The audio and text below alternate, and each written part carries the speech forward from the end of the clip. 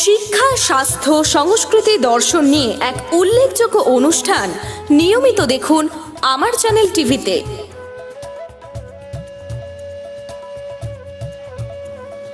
নাচ, গান, আবৃত্তি সব রকম সাংস্কৃতিক অনুষ্ঠানে যোগদান করার জন্য যোগাযোগ করুন নিচে দেওয়া ফোন নম্বরে।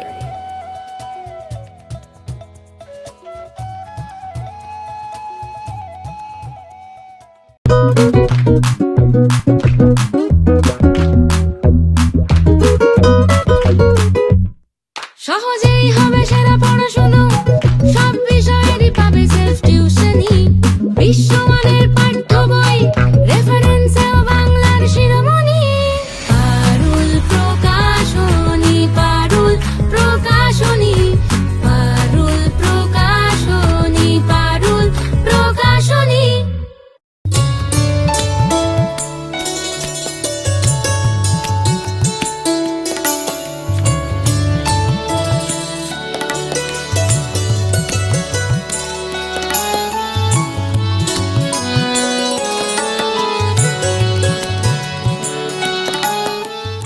নমস্কার দর্শক শ্রোতা বন্ধুরা, স্বাগত। আমরা 1431 এই বাংলা বছরের বৈশাখ মাস পেরিয়ে জ্যৈষ্ঠে চলে এসেছি। আর এই জ্যৈষ্ঠের মধ্যে একেবারে দাবদাহ যেভাবে উত্তপ্ত আবহাওয়া রয়েছে, মাঝে মাঝে অবশ্য আমরা বৃষ্টি পেয়েছি, তা সত্ত্বেও বলবো যে আমরা কিন্তু অস্থির হয়ে উঠছি।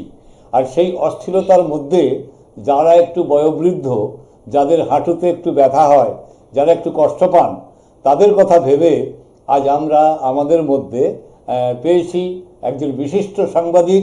একেবারে আমার ডান দিকে রয়েছেন শ্রী অনুপ কুমার বর্ধন। তিনি একজন চিত্র নির্মাতা এবং সাংবাদিক। তিনি প্রেস ইলেকট্রনিক এবং আমাদের প্রেস মিডিয়ার মধ্যে যা লেখা ব্যাপার থাকে সেখানে সবটাতেই তিনি যুক্ত।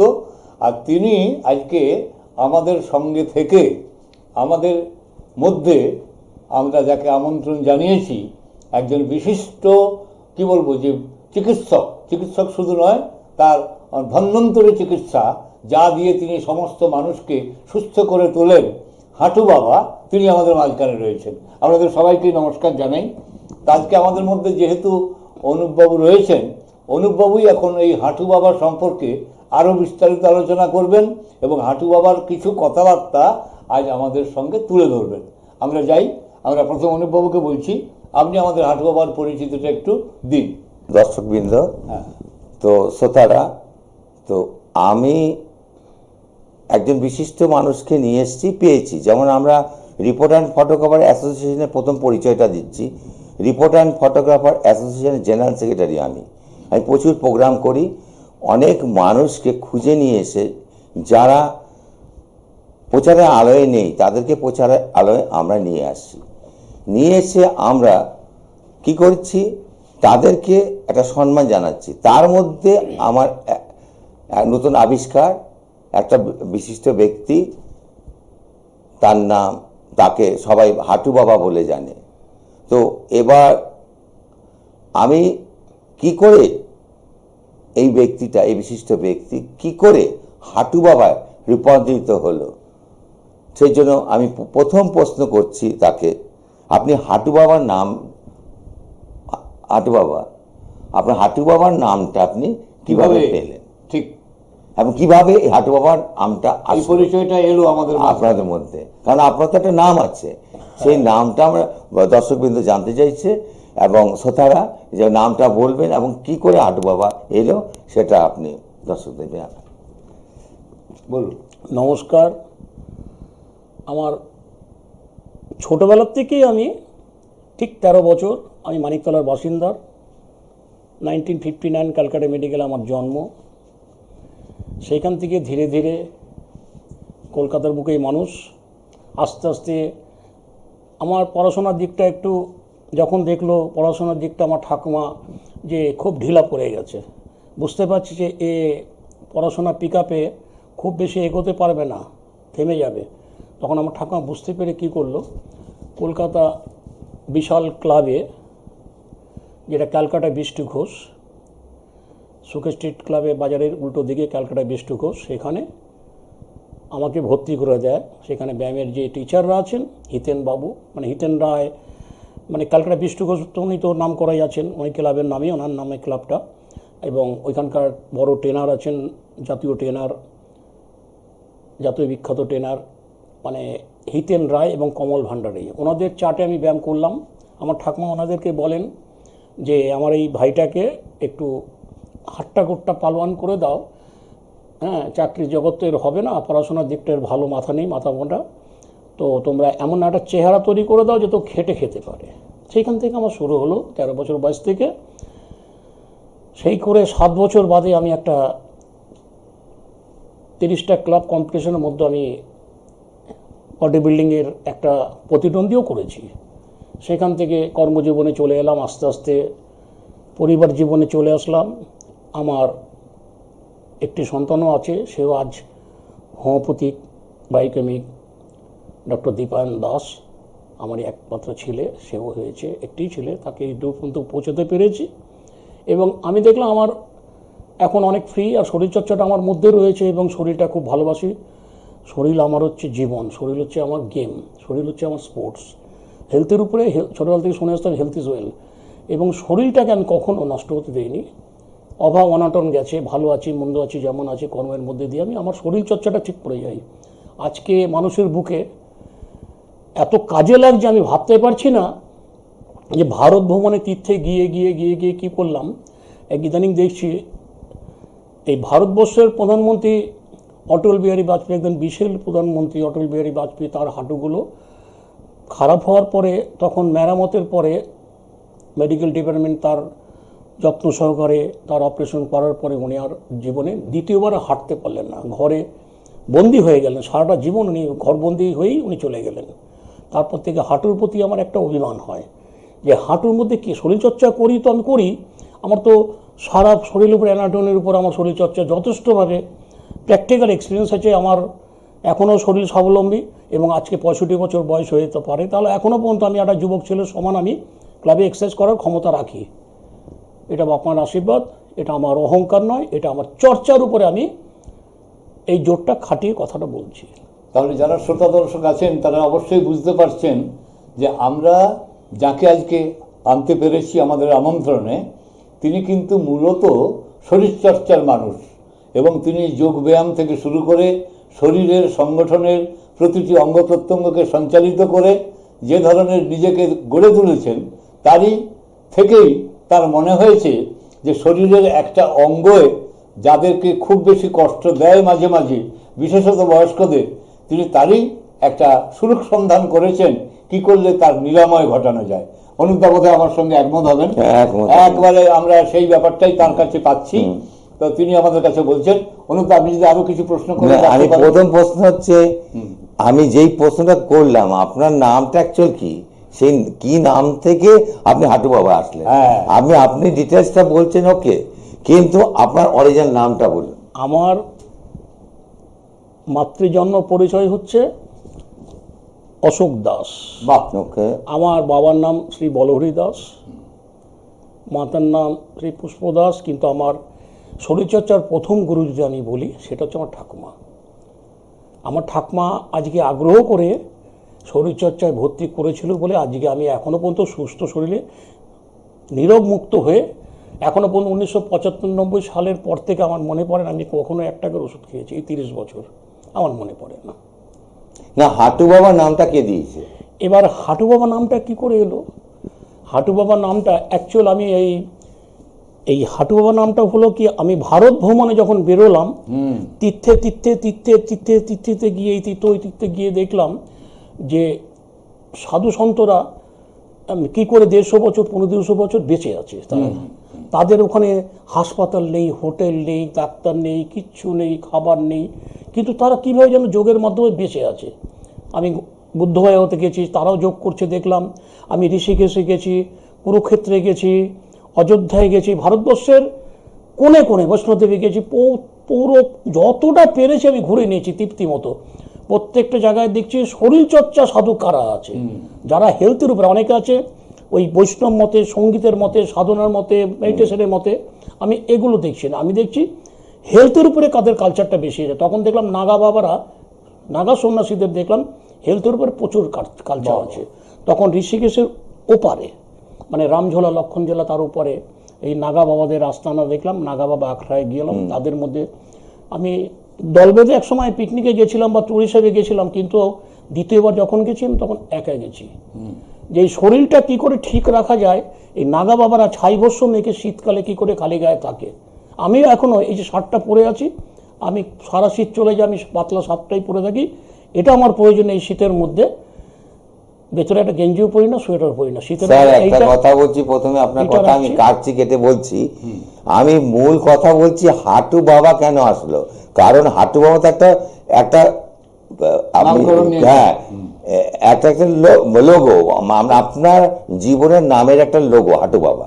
আপনার নাম তো তন্য, তো হাঁটু বাবা হচ্ছে আপনার প্রতীক, একটা নাম, এখন পরিচিতি। এখন পরিচিতি। কিন্তু আপনি তো সারা শরীরে আপনার মানে প্রত্যেকটা মানুষের যে যত জয়েন্ট আছে সারা শরীরে, সব জয়েন্টে এই আপনার যে এই ওষুধটা আপনার কাজে লাগে, কাজে ঠিক। লাগে। তাই তো? এনি যে কোনো joint। এই ওষুধটা যখন আপনার কাজে যেকোনো লাগছে, joint pain, muscle pain। হ্যাঁ, তাহলে স্পেশালি হাঁটু বাবা কেন? হাঁটু বাবাটা এসছে তেমন একটা নাম হতে ওই পারে। হাঁটু বাবা নামটা এসছে ওইভাবে। নাগা বাবাদের থেকে যখন নাগা বাবাদের যার কাছে আখড়ায় রামনগর আখড়ায় যেতাম, মানে ম্যাক্সিমাম তাদের- হাঁটুতে রোগ মানুষের, হ্যাঁ।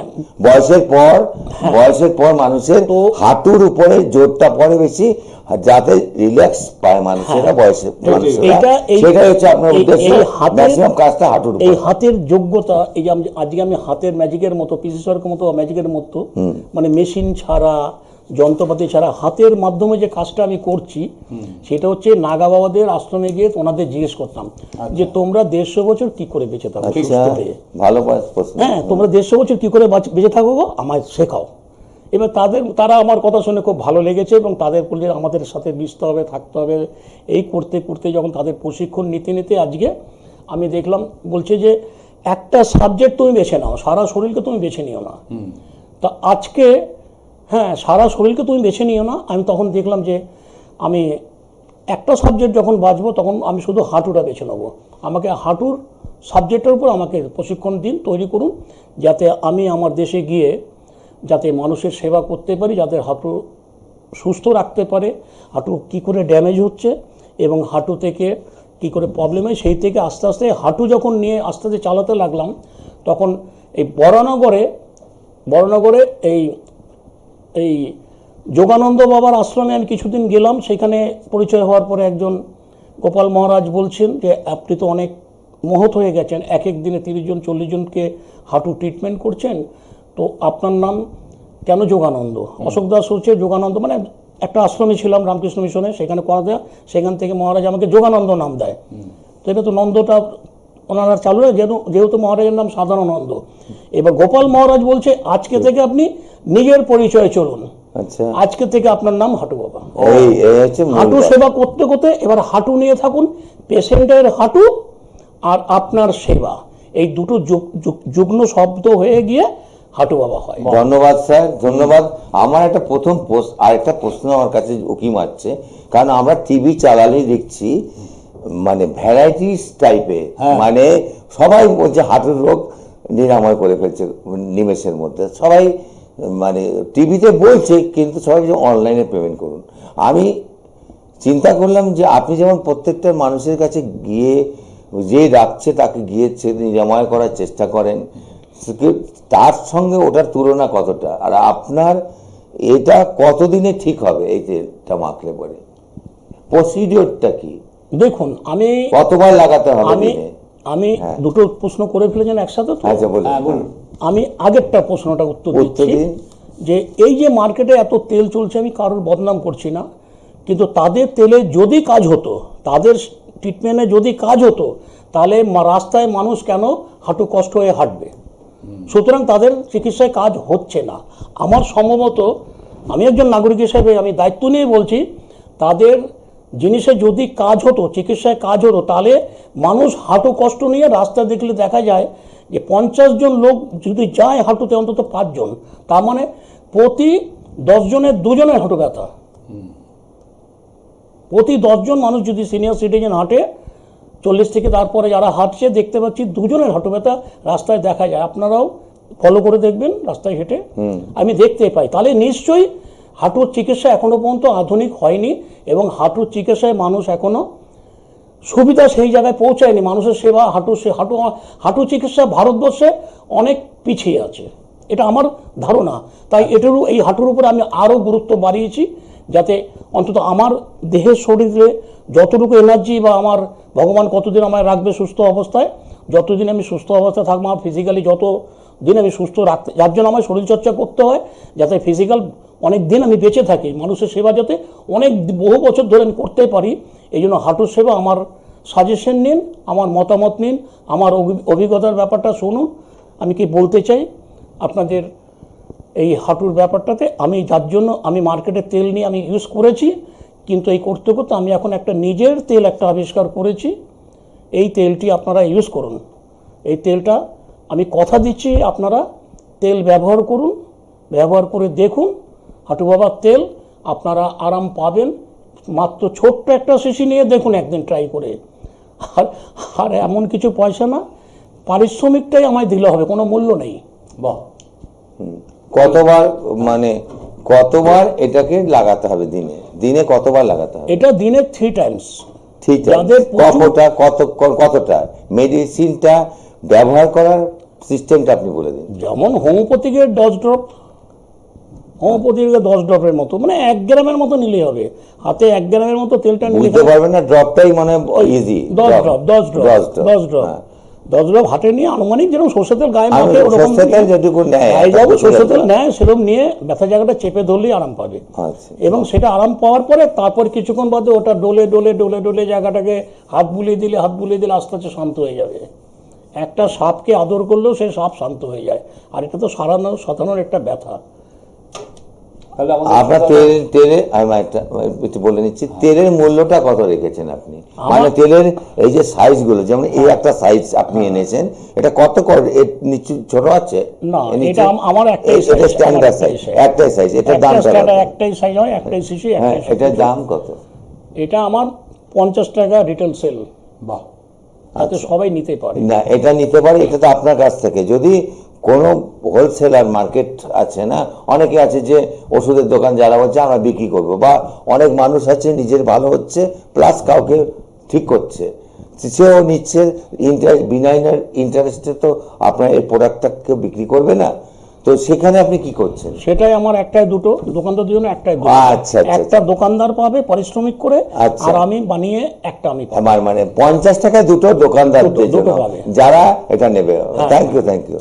ঠিক আছে, এটা যারা পরিশ্রম করে তারা যা সামান্য, মানে পরিশ্রম করে যারা যতটা উপকার পাবে, আমি পরিশ্রম করে সেই উপকার পাবো। তারা বিক্রি করে তাদের দায়িত্ব, সমান অধিকার আছে তার। একটা দোকানদারের যতটুকু অধিকার আছে আমার ততটুকু। আর গরিবদের জন্য কি ভেবেছেন?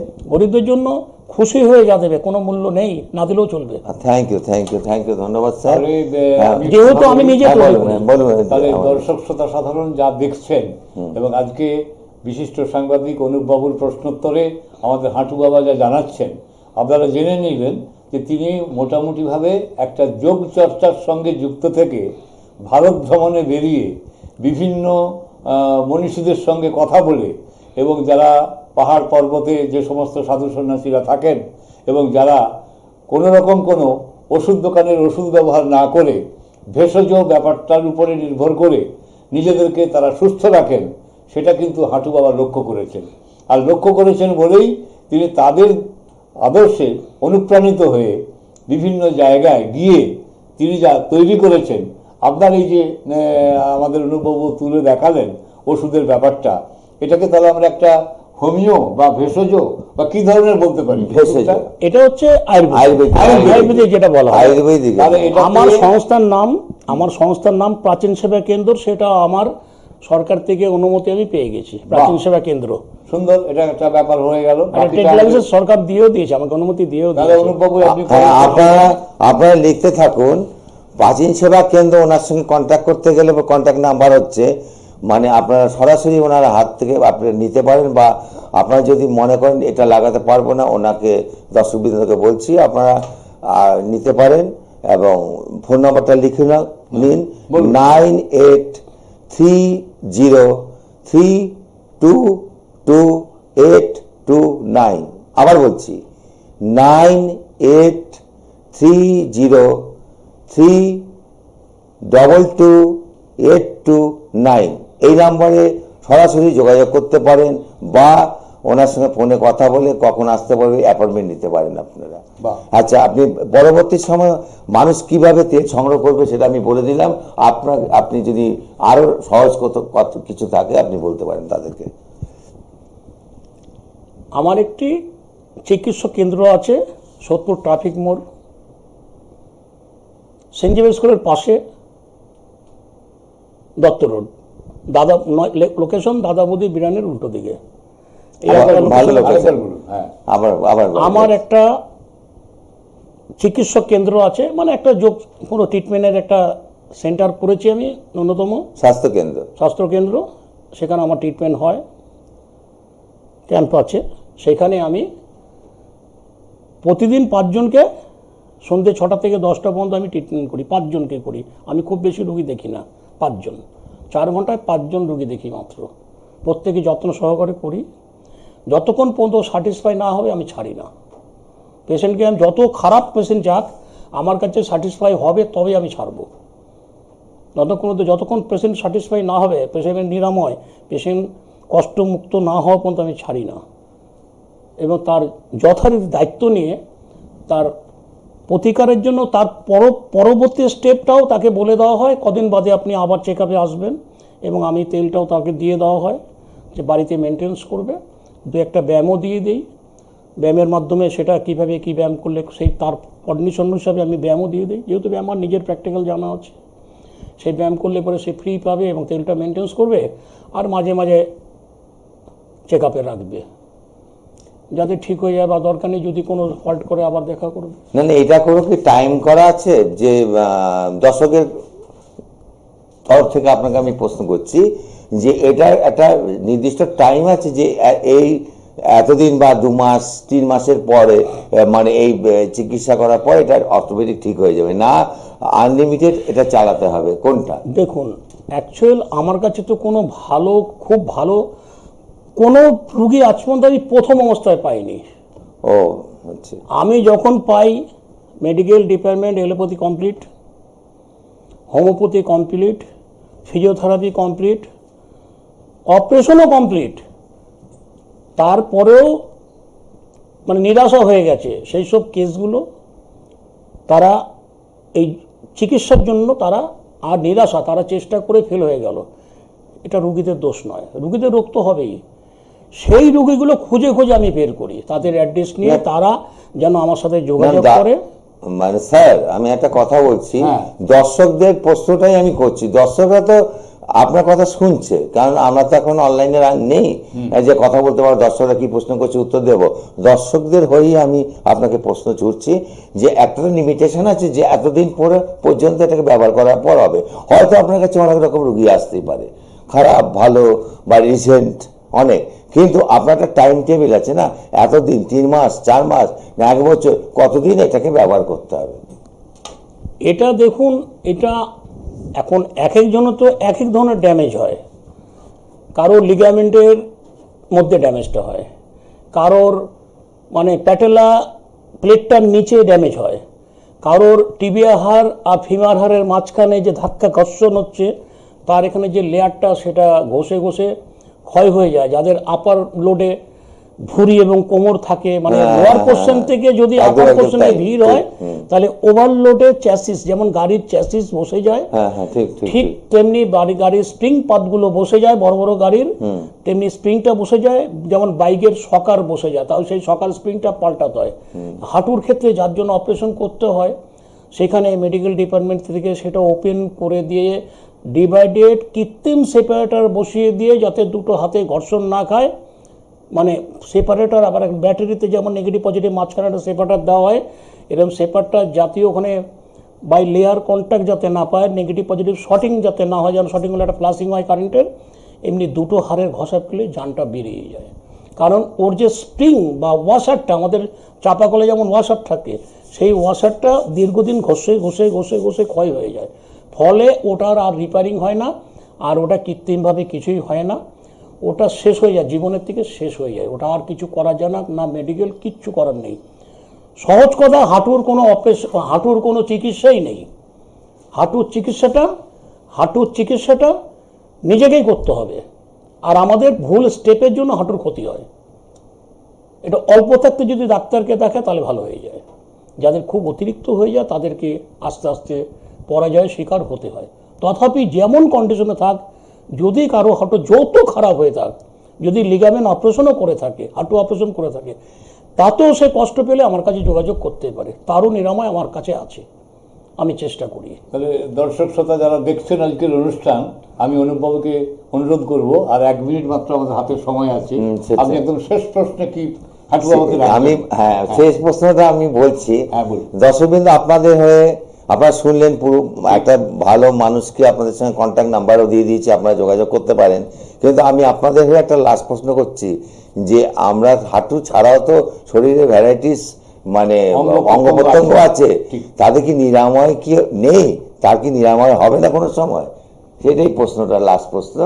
মানে হাঁটু ছাড়া অন্যান্য অঙ্গ কিভাবে? দেখুন, আমার অভিজ্ঞতা, any joint pain, any muscle pen, any nerve problem, তার মধ্যে থেকে আমি যতটা পারি চেষ্টা করি পেশেন্টের বাকি প্রবলেমগুলো আমার আয়ত্তের মধ্যে যেগুলো আছে সেগুলো দায়িত্ব নিয়ে আমি করি। কত বয়স থেকে কত বয়স পর্যন্ত আপনার পক্ষে সুবিধা হবে সুস্থ করে তোলা? কোনো কথা নেই, বয়সের কোনো ব্যাপার নেই। রোগ তো বয়স দেখে আসে না, রোগ যার হয়ে যায় ব্যাস হয়ে যায়।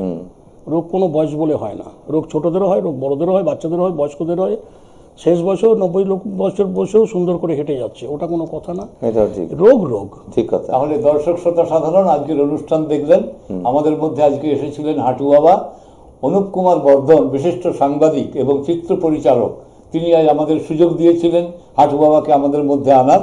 আমরা ভীষণ খুশি হয়েছি যে অন্তত দর্শক সাধারণ যারা দেখবেন, আর আজকে হাঁটুর সমস্যা যেভাবে মানুষকে ভাবিয়ে তোলে, কিংবা শরীরের অঙ্গ প্রত্যঙ্গ যেভাবে মাসল পেনে আমাদেরকে ব্যতিব্যস্ত করে, আমরা একটা ওষুধ আজকে দেখে নিলাম যে ওষুধটি আয়ুর্বেদিক আকারে তৈরি করা হয়েছে, যা রেজিস্ট্রেশন এসে গেছে এবং যা দিয়ে মানুষকে সুস্থ করে তোলা যায়। আমরা অনুষ্ঠান শেষ করার আগে হাঁটু বাবাকে আমাদের নমস্কার জানাই। আপনি ভালো থাকুন, আপনার মাধ্যমে মানুষজন অনেক সুস্থ হোক। আর সাংবাদিক অনুপ বর্ধন আমাদের মধ্যে থেকে উৎসাহ দিলেন, অনুপ্রেরণা দিলেন, তাকেও নমস্কার জানাই। সবাই ভালো থাকবেন, সুস্থ থাকবেন, যোগাযোগ রাখবেন। নমস্কার।